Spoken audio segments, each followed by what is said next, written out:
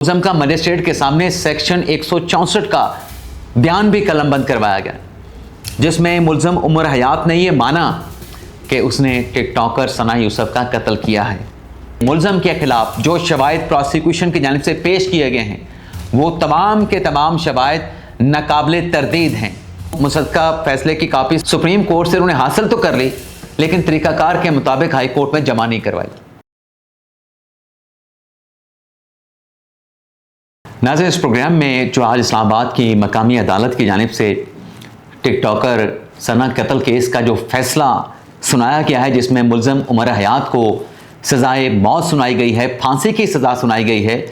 जब अदालत की जानिब से ये फ़ैसला पढ़ के कमरे अदालत में सुनाया गया तो कमरे अदालत का माहौल क्या था। टिकटॉकर सना यूसुफ के जो वर्सा, उनके वालिद, उनकी खाला, उनकी फूफी जो कमरे अदालत में मौजूद थी, इस फैसले के अनाउंसमेंट के बाद उनके एहसासात क्या थे, उनके जज्बात क्या थे, फैसले पर उनका पहला रिएक्शन क्या था, और मुलज़म जो ऑलरेडी एतराफ़ जुर्म कर चुका था उसकी तरफ से जब सेक्शन 342 का बयान कलमबंद करवाया गया तो मुलज़म अपने बयान से मुनरफ हो गया कि उसने सना यूसुफ को कत्ल किया है। तो मुलज़म के इनकार के बावजूद ये सज़ा उसको कैसे हुई, पूरा जो ट्रायल हुआ उसका अहवाल, और जो जज साहब हैं मुलज़म को सज़ा सुनाने वाले, कन्विक्ट करने वाले जो जज साहब हैं अफजल मंजूका साहब, उनका जुडिशल रिकॉर्ड क्या बताता है, ये सारी डिटेल इस व्लॉग में आपकी खिदमत में पेश करेंगे। और इसके बाद ईमान ज़ैनब मज़ारी और अली हादी चट्ठा से मुतल्लिक जो इस्लामाबाद हाई कोर्ट में अहम समाअत हुई है, फिर उसका अहवाल भी आपकी खिदमत में पेश करेंगे। तो प्रोग्राम का आगाज़ करने से पहले आपसे दरख्वास्त होगी कि चैनल को सब्सक्राइब कर लें, बेल आइकॉन का बटन प्रेस करें, वीडियो पसंद आए तो इसे लाइक और शेयर ज़रूर कीजिएगा। नाज़रीन, टिकटॉकर सना यूसुफ 17 साल की बच्ची सोशल मीडिया पे वायरल है, वीडियो उसकी वायरल हो रही हैं। इन्फ्लुएंसर के तौर पे उसने अपनी मेहनत से अपना नाम बनाया, लेकिन 2 जून 2025 को यानी गुज़िश्ता साल ख़बर आती है, नेशनल मीडिया पे ब्रेकिंग न्यूज़ चलती है कि सना यूसुफ को उसके घर पे कत्ल कर दिया गया, गोली मार के जान से मार दिया गया। और मीडिया ये बताता है कि मुलज़म सना यूसुफ को मारने के बाद जाए वो कुआं से फ़रार हो गया। अब ये ख़बर जब मीडिया पे फ्लैश हो रही है तो वज़ीर दाखिला मोहसिन नकवी की तरफ से इस मामले का नोटिस लेके इस्लामाबाद पुलिस को हुक्म दिया गया कि मुलज़म को फौरी तौर पे गिरफ़्तार किया जाए। और इस्लामाबाद पुलिस को इस बात का क्रेडिट जाता है कि विदिन 24 आवर्स इस्लामाबाद पुलिस ने मुलज़म को गिरफ़्तार किया।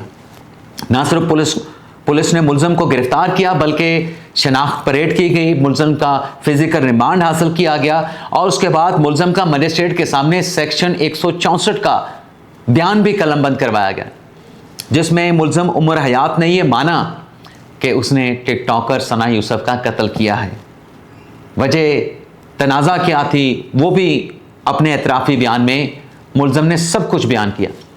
अब उसके बाद बाकायदा तौर पे जज अफजल मंजूका साहब की अदालत में जब ट्रायल का आगाज़ होता है, मुलज़म के जो वकला हैं, एक से ज़्यादा उसके वकला थे, उनकी तरफ से अदालती कार्रवाई में कई बार रखना डालने की कोशिश की गई ताकि ट्रायल जो है वो आगे बढ़ ना सके।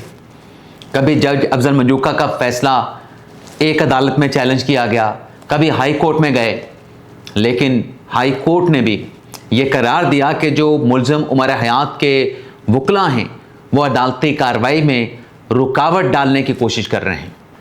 जो जज साहब के ऊपर इल्ज़ाम लगाए जा रहे हैं कि ट्रायल जो है वो साफ शफाफ नहीं हो रहा, ट्रायल जो है वो जानिबदाराना हो रहा है, इस्लामाबाद हाई कोर्ट ने वो तमाम इल्ज़ामात रद्द कर दिए। अब जब मुलज़म का गुज़िश्ता रोज़ सेक्शन 342 का बयान कलमबंद हो रहा था तो मुलज़म की तरफ से कहा गया कि मुझे अदालत पे एतमाद नहीं, मुझे जो डिफेंस लॉयर दिए गए हैं सरकार की तरफ से, मुझे उस पर एतबार नहीं, मेरे वकला मौजूद होंगे तो मैं सेक्शन 342 का बयान कलमबंद कराऊंगा।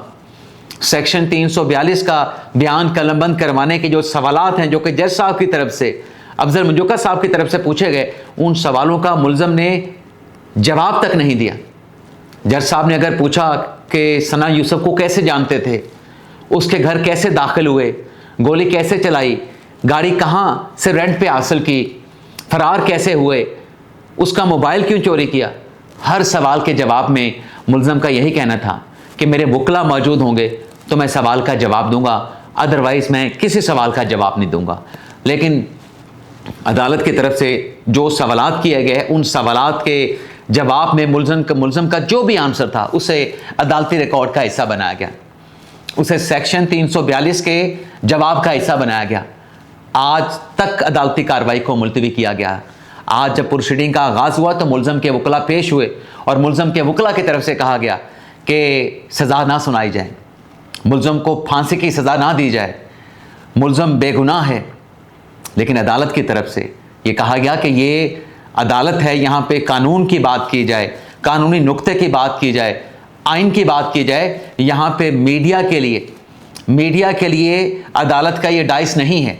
और फिर प्रोसिक्यूटर पेश हुए, प्रोसिक्यूटर की तरफ से एक एक करके जो शवाहिद थे अदालत के सामने दोबारा से रखे गए कि 27 गवाहान हैं, 2 आइनी शाहिद हैं जिनके सामने मुल्ज़म उमर हयात ने 17 साल सना यूसुफ का कत्ल किया। ट्रायल मुकम्मल हुआ, अदालत ने 3 बजे फैसला सुनाने का कहा और 3:30 बजे के आसपास अदालत की जानिब से फैसला सुना दिया गया। और जब जज साहब कमरा अदालत आके बैठे, मुल्ज़म को अदालत में लाया जा चुका था, पुलिस की जानिब से कमरा अदालत में पेश किया जा चुका था, जज अफजल मंजूका साहब अपनी सीट पे आके बैठे तो उनकी तरफ से ये फैसला पढ़ के सुनाया गया कि मुल्ज़म के ख़िलाफ़ जो शवाहिद प्रोसिक्यूशन की जानिब से पेश किए गए हैं वो तमाम के तमाम शवाहिद नाकाबिले तरदीद हैं, ठोस शवाहिद हैं मुल्ज़म के ख़िलाफ़, लिहाजा मुल्ज़म को फांसी की सज़ा सुनाई जाती है। मुल्ज़म को सना यूसुफ के कत्ल पर सेक्शन 302 के तहत फांसी की सज़ा सुनाई जाती है। और बाकी जो ऑफेंसेस हैं, जो सना यूसुफ के घर में मुल्ज़म दाखिल हुआ उस पर 10 साल की सज़ा, जो डकैती का ऑफेंस है उस पर भी 10 साल की सज़ा, एक और ऑफेंस के ऊपर 1 साल की सज़ा, यानी मजमूई तौर पे अदालत ने मुल्ज़म को 21 साल की सज़ा सुनाई है। और 25 लाख रुपए का जुर्माना अदालत की तरफ से अलग से किया गया है। लेकिन ये तमाम सज़ाएँ एक साथ चलेंगी और मुल्ज़म को सेक्शन 342 का बेनिफिट भी दिया गया है। अब आप पूछेंगे कि सेक्शन 342 का बेनिफिट क्या होता है। वो बेनिफिट ये है कि जब 2 जून 2025 को कत्ल हुआ और गालिबन 3 जून को मुल्ज़म को गिरफ्तार कर लिया गया, आज के दिन तक मुल्ज़म ने जितना अरसा जेल में गुजारा है, ये इसकी सज़ा जो है वो तस्वर किया जाएगा।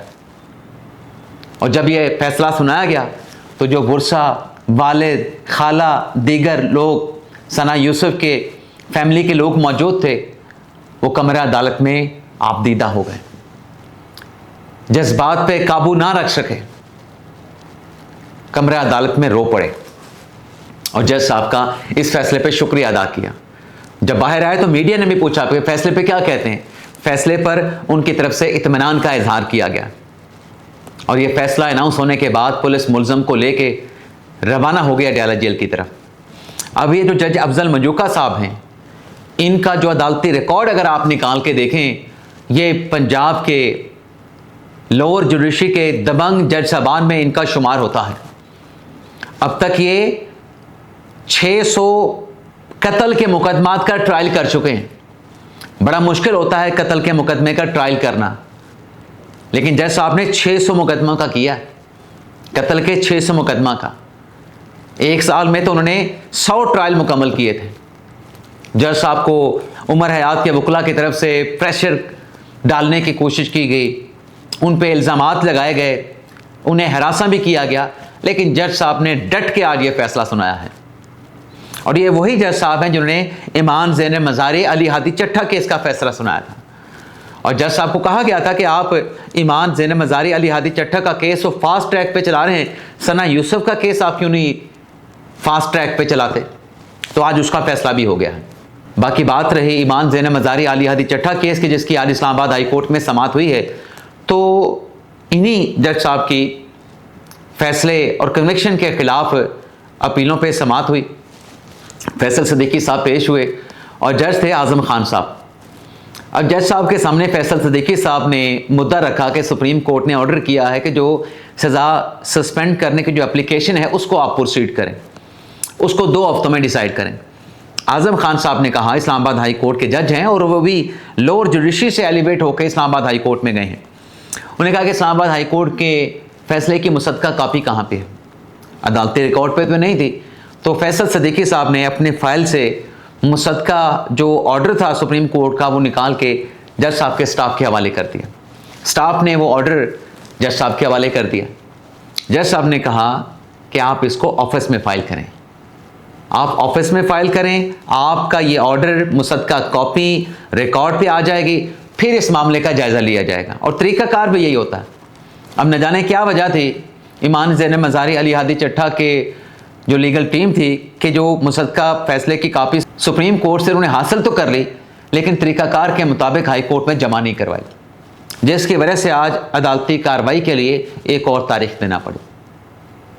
तो ये नाज़रीन हमारे आज का जो दो ख़बरें थीं, एक ईमान ज़ैनब मज़ारी अली हादी चट्टा की और टिकटॉकर सना यूसुफ के कत्ल केस का जो फ़ैसला सुनाया है उसकी तफसीलात। इजाज़त चाहते हैं। अल्लाह हाफ़िज़।